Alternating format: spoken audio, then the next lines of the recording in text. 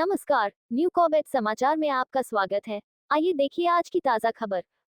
Project tiger के 50वीं वर्षगांठ को धूमधाम से मनाया। प्रोजेक्ट टाइगर का मुख्य उद्देश्य देश में बाघों का संरक्षण करना है। बाघों के संरक्षण में वनकर्मियों के योगदान के साथ साथ ग्रामीणों का भी योगदान नकारा नहीं जा सकता। वनकर्मियों एवं ग्रामीणों का आपसी योगदान ही मानव वन्यजीव संघर्ष को कम कर सकता है। प्रोजेक्ट टाइगर जैसी महत्वाकांक्षी योजना भारत में सर्वप्रथम उत्तराखंड राज्य के कॉबेट टाइगर रिजर्व में शुरू की गई थी।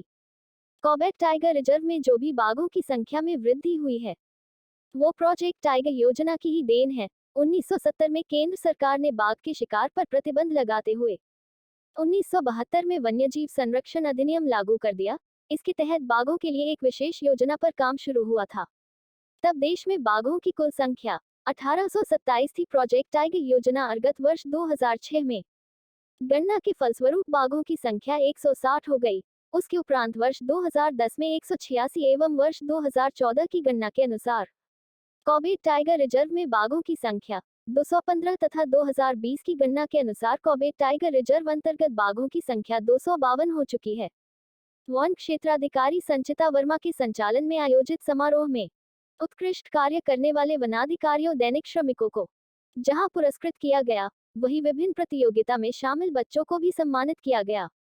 प्रोजेक्ट टाइगर के 50वीं वर्षगांठ पूर्ण होने पर टाइगर रिजर्व के निदेशक धीरज पांडे ने कॉबेट टाइगर रिजर्व के इतिहास पर प्रकाश डालते हुए कहा कि प्रोजेक्ट टाइगर जैसी महत्वाकांक्षी योजना भारत में सर्वप्रथम उत्तराखंड राज्य के कॉबेट टाइगर रिजर्व में शुरू की गई थी।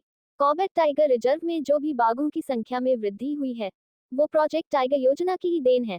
आप लगातार देखते रहिए न्यू कॉबेट समाचार। रामनगर से न्यू कॉबेट समाचार के लिए रोशनी पांडे की यह विशेष रिपोर्ट। चैनल को लाइक, कमेंट और सब्सक्राइब करना ना भूलें।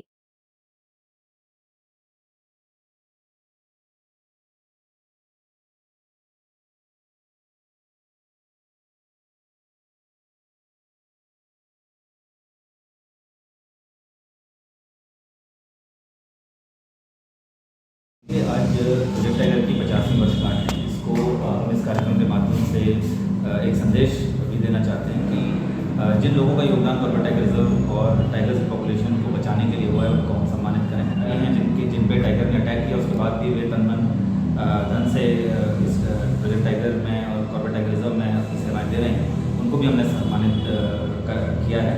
इसके साथ साथ जो लोग जो हमारे जनप्रतिनिधि हैं, जो हमारे रिच फॉरेस्ट एरियाज़ के विलेजर्स हैं, जो हमारी EDCs के सदस्य हैं, वॉलंटियर विलेज प्रोटेक्शन फोर्स के मेंबर्स हैं और जिन हमारे नेचर गाइड्स हैं, ट्राइबर्स हैं जिनने अभी बहुत अच्छा G20 समिट में अपना योगदान दिया है, सभी लोगों को सम्मानित किए जाने का एक प्रोग्राम है।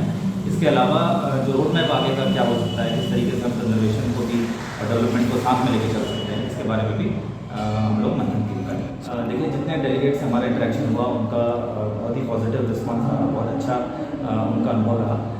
टाइगर और अन्य जानवरों के को देखने के साथ साथ जो कम्युनिटीज़ हैं उनके साथ भी उनका इंटरेक्शन हुआ।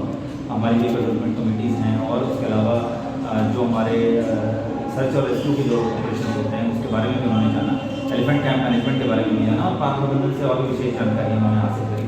और ये सभी बातें इस बात को प्रतिपादित करती हैं कि उनका जो अनुभव रहा है कॉर्बेट टाइगर रिजर्व में, जो 3 घंटे उन्होंने बिताए हैं, एक बहुत ही सकारात्मक सोच और वन और वन्यजीव संरक्षण के प्रति एक अच्छा अनुभव वो अपने साथ लेकर हैं। उसका कहीं कहीं दूरगामी परिणाम हमें अवश्य देखने को जरूर है। लेकिन अब हमें कोएग्जिस्टेंस यानी सहअस्तित्व की तरफ बढ़ना होगा, क्योंकि मानव और टाइगर एक ही तरीके का क्षेत्र वो शेयर करते हैं और हमें इस बात को भी समझना होगा कि हमें टाइगर के साथ इस परिवेश में रहना है। इसके साथ साथ हमें ये प्रयास भी करना होगा कि हमें उनके साथ कॉन्फ्लिक्ट की सिचुएशन कम से कम हो सके। तो इसके तहत जो कोएग्जिस्टेंस का जो मॉडल है, जिसमें एक सामंजस्य बनाते हुए प्रकृति के साथ रहने की बात की जाती है, प्रकृति और जानवरों के साथ रहने की बात की जाती है, उस पर हमें ध्यान देने की आवश्यकता है। और साथ ही साथ जो कॉरिडोर्स हैं, जो टाइगर कॉरिडोर्स हैं, जो एलिफेंट कॉरिडोर्स हैं, उनको भी संरक्षण और संवर्धन किया जाना आवश्यक होगा। एनक्रोचमेंट एक बहुत बड़ी दिक्कत है और कॉर्बेट टाइगर रिजर्व में जो बफर एरियाज़ में जहाँ पर एनक्रोचमेंट था वो रिसेंट पास में भी हटाया गया है और अभी भी ढेला में जो एनक्रोचमेंट था उसे माननीय न्यायालय के आदेश के क्रम में हमने हटाया है। इसके अतिरिक्त पार्क प्रशासन इस बात को बहुत गंभीरता से लेता है और अपनी बाउंड्रीज की सुरक्षा करना हमारा कर्तव्य भी है और हम लोग करते हैं। मुख्य उद्देश्य ये है कि लोगों की आवाजाही अनावश्यक रूप से जंगलों की तरफ ना हो। केवल आवश्यक टूरिज्म के दृष्टिकोण से जो आवाजाही होती है, जो बफर एरिया में जो टूरिज्म है, उसको हम एनकरेज करें और बाकी अन्य क्षेत्रों में दखलंदाजी ना हो पाए, ताकि जानवर की